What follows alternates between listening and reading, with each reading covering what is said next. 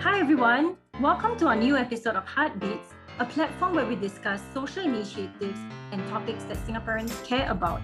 I'm your host Audrey, And I am your co-host, Nikki. and today we have invited a very special guest speaker, Eric Chen, who is Singapore's first autism advocate, and he's here to share with us his experiences and views on the topic of autism, especially in our own country. That's right. And being diagnosed with autism himself, Eric was determined to spread awareness of the condition in Asia and provide meaningful ideas on how people can work together with others on the autism spectrum. So Eric, thanks once again for joining us. We're extremely grateful for you being here and willing to share your perspectives with us on this topic.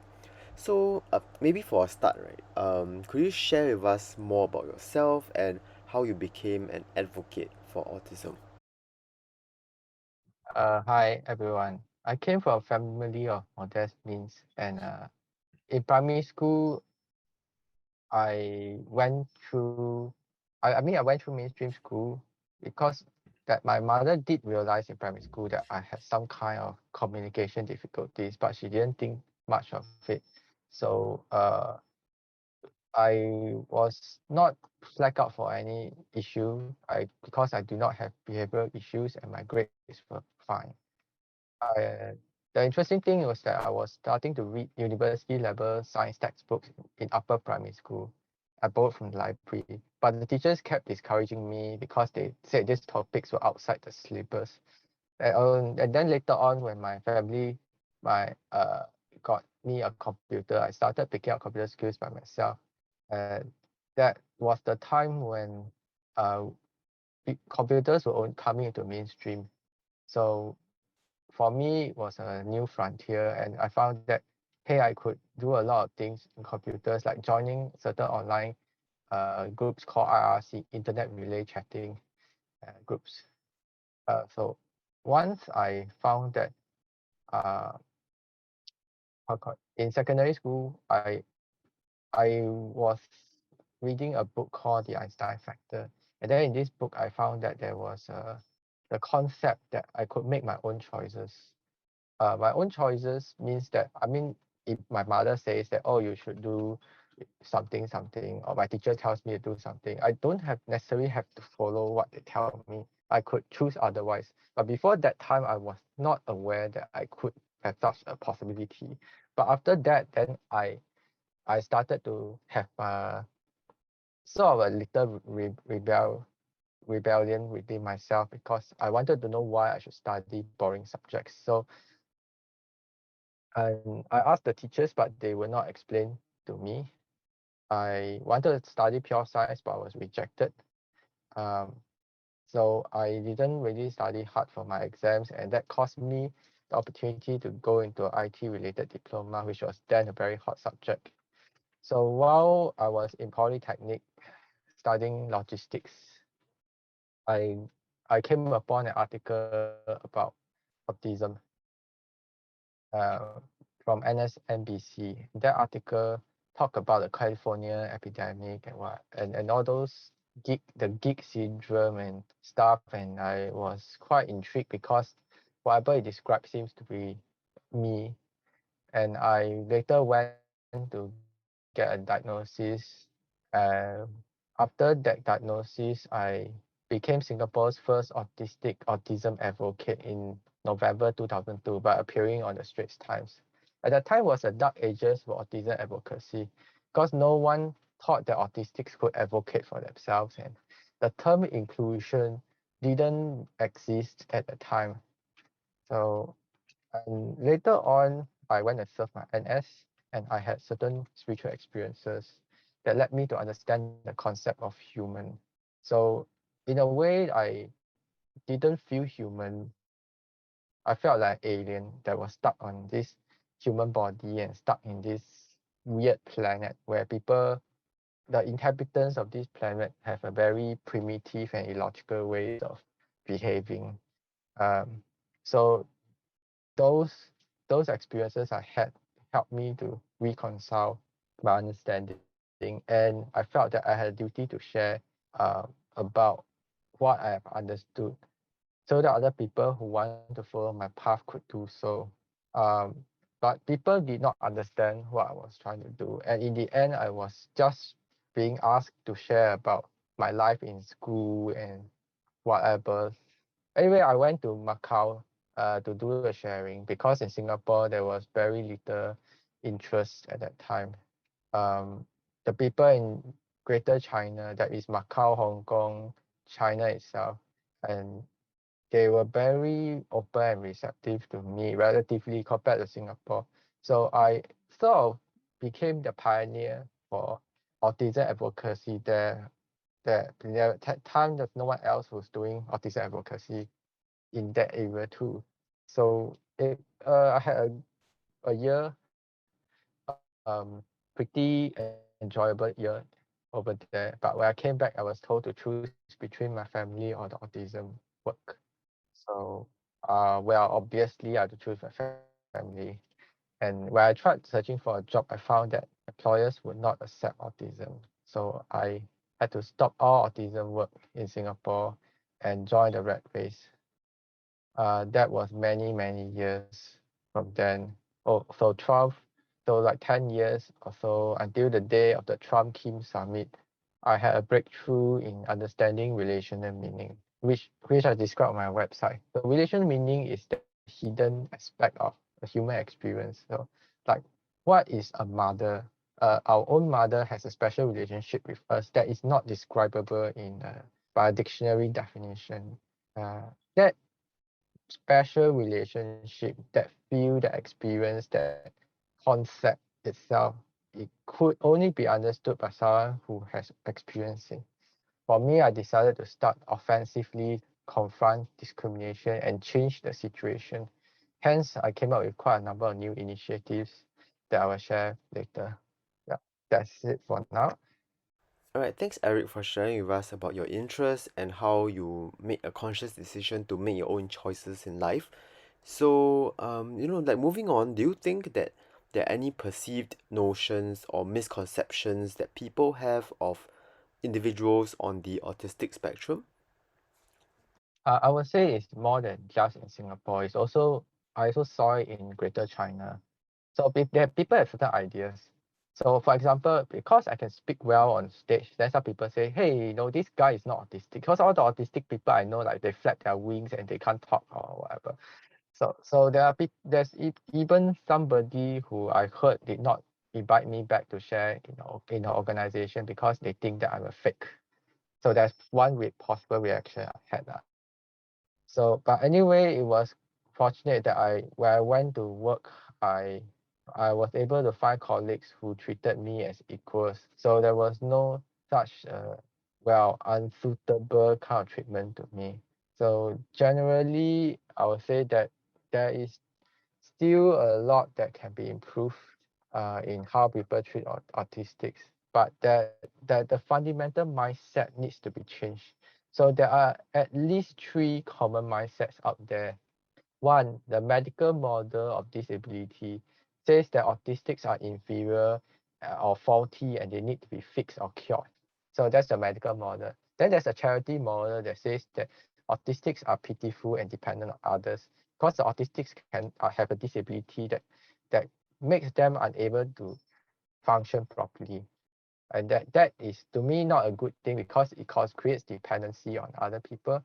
It disempowers the autistic person from taking charge of their lives to change. And then there's a more modern and more empowering model called the social model of disability. And this is the so-called golden standard that the advocates are out there are talking about. But for me, this social model of disability, it says that it's society that needs to change, not autistic person. So this is to me a very problematic issue because it still removes responsibility away from the autistic person. That is like, oh, okay, I don't have to change myself. I don't have to improve myself. I don't have to strive. I just, it's not my problem. It's because of autism. Everyone else should accept me and they should change and not me. So that kind of thinking to me is not a beneficial way of or positive way of creating change for ourselves. And I believe in something called inclusive equality.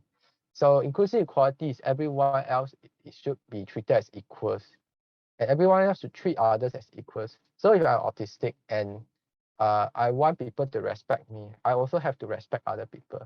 If I want people to care about my needs, like for example, maybe I don't like too many people to socialize with me. At the same time, there are other people who want socializing. So I will have to recognize their needs too, as well as my needs, and then find a compromise and work with that. So this is a mutual and shared responsibility everyone should engage in, including autistic people, that together we can create a better world for everyone else, and not just push the blame, push the responsibility to some other party and say that, hey, I'm not, I'm autistic, I didn't choose to be autistic, I can't help it. To me, that we need to change the mindset in order to create the change. It's not just awareness, but it's also a paradigm shift that we need. Yeah. I see. Yeah, I do agree with you, especially on changing mindset when you mention about inclusive equality. And of course, previously you mentioned about the three common mindsets that people have, right? I do think it's also often arrived from a lack of awareness among people. And of course, perhaps the average people in the street, they will naturally believe that anything that differs from what is socially accepted is then seen as something different. But of course, that is not the acceptable mindset that we should adapt for. So Eric, I know it mustn't be easy, especially since different people express differently. And just from my understanding and what you've mentioned as well, even in workplaces, there is a barrier to employment opportunities among people on the autism spectrum. So personally, from your experience, what are some challenges that you face in Singapore as an individual on the autism spectrum? Well, the most obvious one is discrimination by employers. So right after I served NS, I went to Macau. Okay, not right after. A while after I served NS, went to Macau, and then from Macau I came back, and since I chose my family, I had to go and find a job. So that's where I need to go for job interviews. And guess what? The interviews were going okay until I mentioned autism, and then it will be ended within 5 minutes. When I mentioned the word autism, I see the body language of the interviewer change, and then they will try to wrap up the interview as quickly as possible and treat me very politely and as if I'm a very fragile vase and all that kind of. I mean, I got a sense that they changed right after I mentioned autism. So that was in 2007. I don't know today is it the same, but I think some employers might still do that. Um, there's also even a HR staff of a non-profit that I went I had an interview, and she thanked me for informing them that I'm autistic, because she said that, oh, that I will be unsuitable for them, without even giving me a chance to, like, try out a job or something.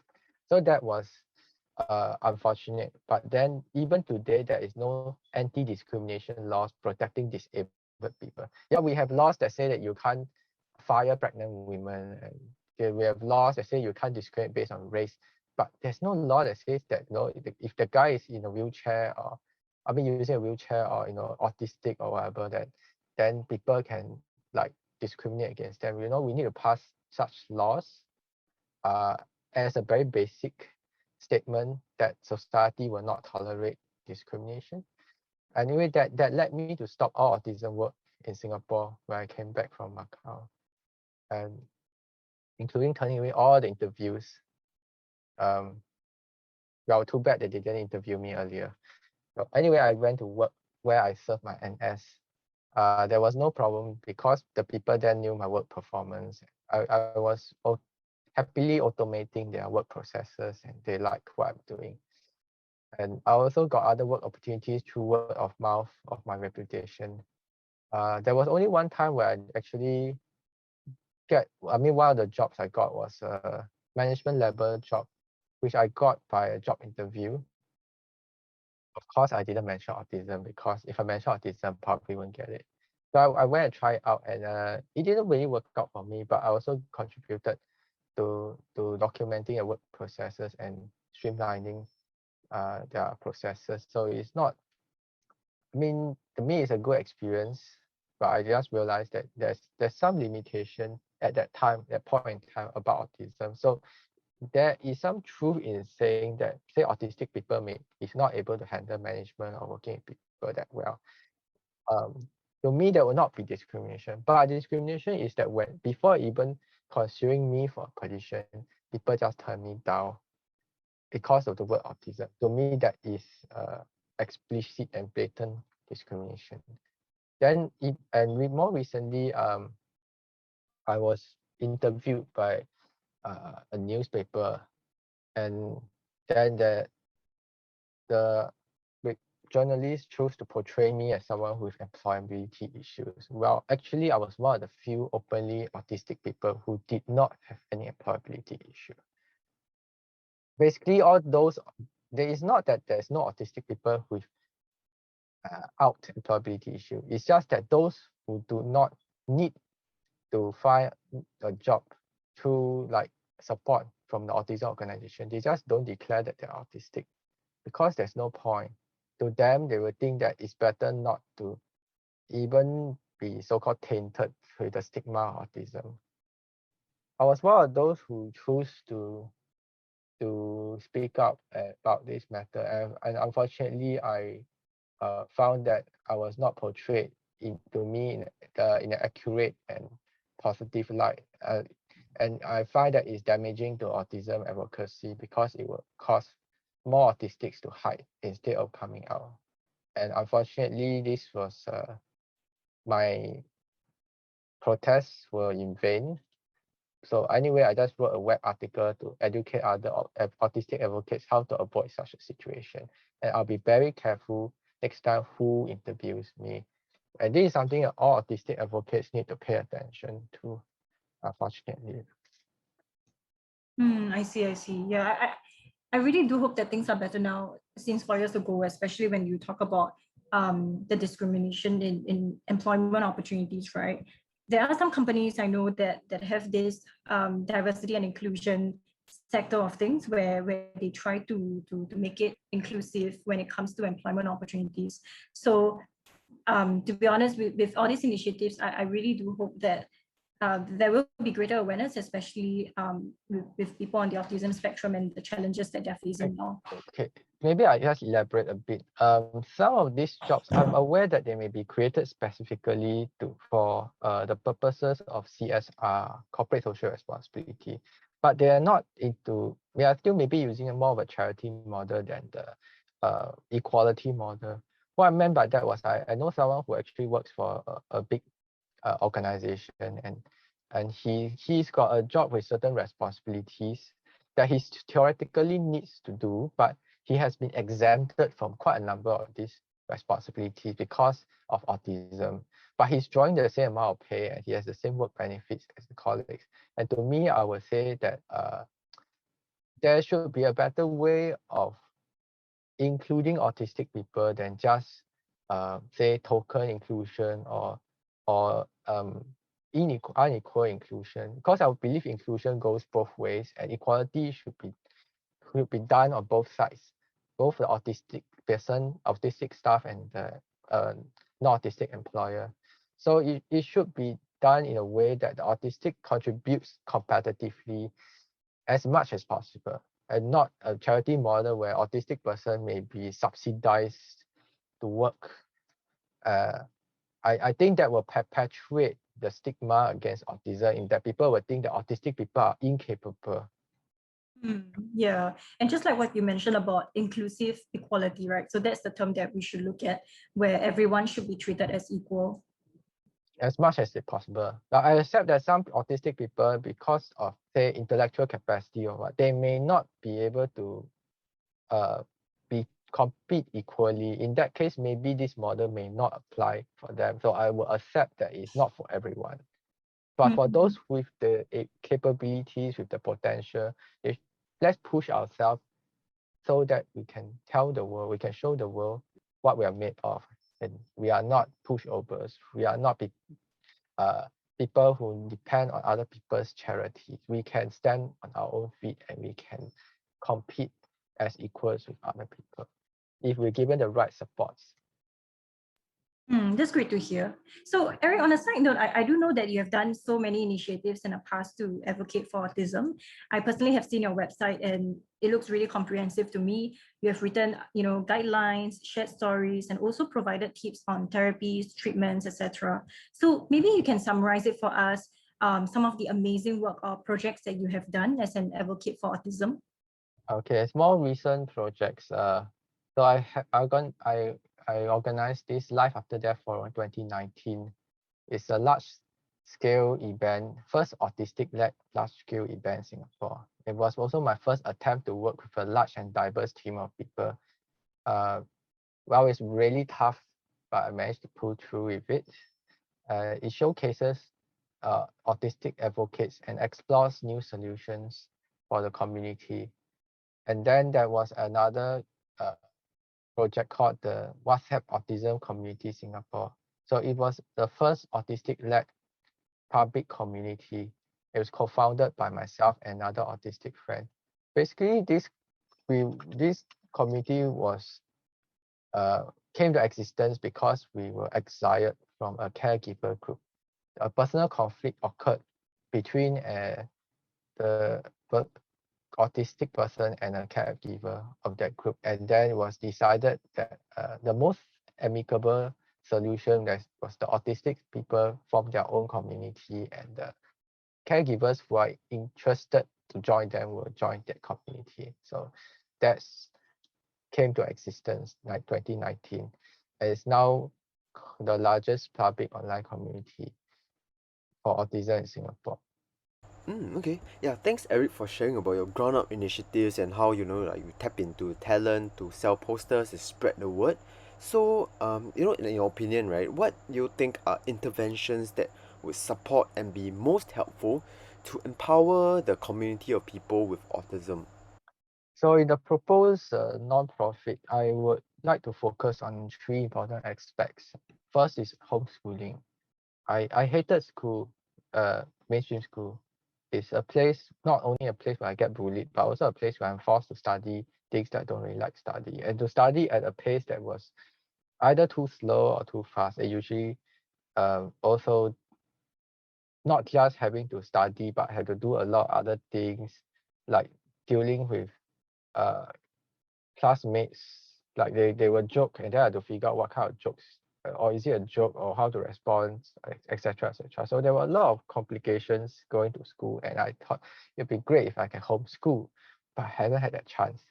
If I had a chance, maybe if homeschool with proper guidance, I could have been maybe a teenager genius earning a PhD, or a white hat hacker who's helping the intelligence agencies. But no, I didn't get that chance. So I just became a more typical person, because school forces everyone to study a standardized syllabus, but people who think very differently cannot be standardized if we want to unleash their full potential. So homeschooling to me is one important thing. The other thing is mental health support for adult autistics, and much research has shown that the suicide rate of autistics at least 3 times higher than that of the general population. Is mental health disorders are often due to living in a world which does not accept or understand autistic people. And there is a need for sustainable mental health support beyond occasional visits to a mental health professional, like once every couple of weeks or once every month for just 1 or 2 hours. There should be something like a safe peers led community, so that autistic people can support each other, and then the mental health professionals and other stakeholders can come in to support them to support each other. To me, that is the more sustainable way to we can support mental health. And finally, the last thing I believe is we need is leadership training, because many autistics have learned to be helpless and dependent on others due to very low expectations. And this has got to change if they want to improve their lives or to live a lifestyle that they desire. In addition, the caregivers will pass away one day, so they need to prepare for a life after death. So it's good to get autistic people to start to take responsibility and leadership their own life and to take the initiative to create change for themselves and to create change for the community. People achieve great things not because they have just a selfish motivation, but they want to serve a greater cause, and that greater cause is something we can inspire autistic people to go, just as we inspire non-autistic people to achieve and to serve a greater cause. We autistic people can do the same. I believe in a pragmatic approach, not an idealistic approach. Idealistic approach will say that we have to unconditionally accept all autistic people, but pragmatic approach says that each of us should have some responsibility in creating change. So it's a shared and joint responsibility. That's true. So Eric, one last question from us, right? What's one thing you would like to say about people on the autism spectrum? About people, well, I would say to others, I think we can see autistic people as weak and vulnerable, and we can also see them as small but mighty. How I would say it's because I'm inspired by the spirit of the modern Singapore. Okay, modern Singapore, Singapore is a small country and surrounded by neighbors that at some point in history were, well, potentially hostile. So it is in a vulnerable situation at a time where I was just born in 1965. There was a huge turmoil both internally and externally, and still there were people who believed in Singapore, and the Singaporeans were led by a competent team of leaders who inspired them to work together, to accept each other, and to work together to show the world what Singapore can be. So it's not as just focusing on Singapore alone, but we also need to be relevant to other countries. We need to present Singapore as an investment opportunity for other nations to send capital, to build factories, to employ workers in Singapore. Singapore is not just going to the United Nations and say, I'm a poor country, please help me, please give me money, I need your charitable support. No, it's not. Singapore will be presenting itself as, well, we have so much of potential in our country, you just put some money in us, you get a great profit. So that's what I want autistics to bear in mind. Same thing as what Singapore was where it's founding. Same now, autistic people have to be relevant to the world, have to be inspired with a vision. At the same time, for us, our internal turmoil, whatever things that we can't accept about ourselves, our own racial discrimination against, say, being autistic, for example, we think that, hey, autistics, I am stigmatized as autistic. No, that is not. These issues about shame or about whatever bullying or abuse that we suffered before, we need to resolve it. We need to have a strong leader inside ourselves, which is also outside. So to other people, we have our lives in order. To our own selves, we have our mind in order. And then this strong leader will guide us to the promised land where we can work together with each other as equals to make the world a better place. I see. Thanks for sharing these advices, Eric, and also speaking to us about the topic of autism from your own personal experience and perspective. So throughout this meaningful conversation, both of us, we learned about the amazing projects and initiatives that Eric has done to empower the community despite facing certain challenges in Singapore, especially when it comes to employment and structural issues brought about by certain existing perceptions towards autism. Yeah, and actually one of the reasons why we invited Eric is because we wanted to spread awareness and educate the public on the concept of autism in Singapore.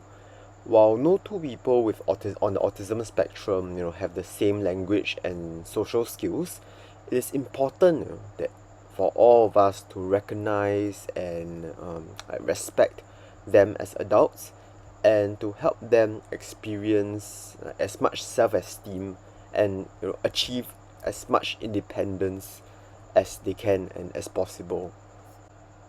Right. What do you think, Audrey? Yeah, I agree with you, Nikki. And with that, we have come to the end of our conversation with Eric Chen. That's this week's episode of the HeartBeats podcast. Don't forget to join us again for another episode. Thanks for listening.